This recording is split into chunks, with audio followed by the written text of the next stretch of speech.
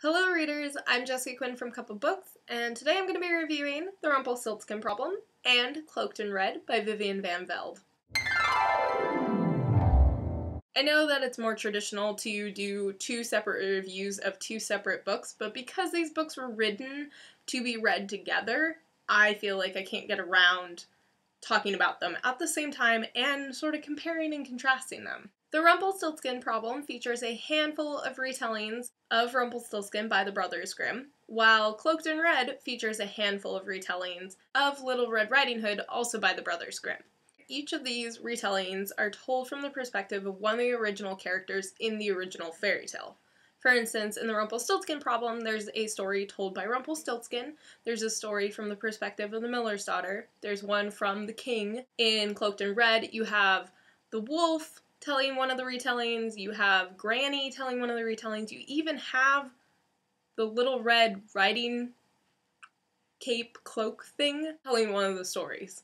I should mention though that all the retellings are different stories. They're not all just the same story told from different points of view.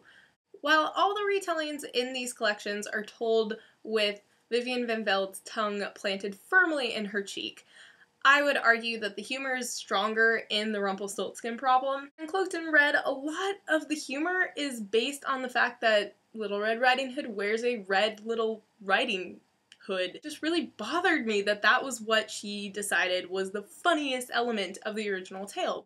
For some reason, the introductions in Cloaked in Red grated on me, where the introductions in the Rumpelstiltskin Problem didn't.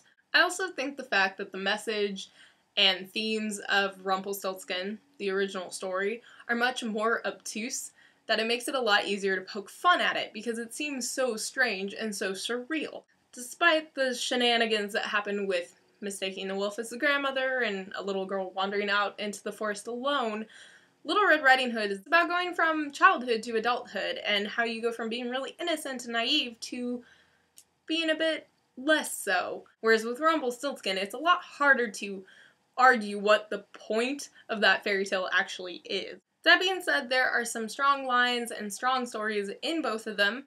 In the Rumpelstiltskin Problem, I particularly liked Straw into Gold and Papa Rumpelstiltskin. I thought both those stories were really entertaining. In Cloaked in Red, I liked Deems the Wood Gatherer, Why Willie and His Brother Won't Ever Amount to Anything, and The Little Red Headache. There was also a really fantastic line about Little Red Riding Hood's cloak eventually going on to becoming the cape of Superman. It was just a little one-liner.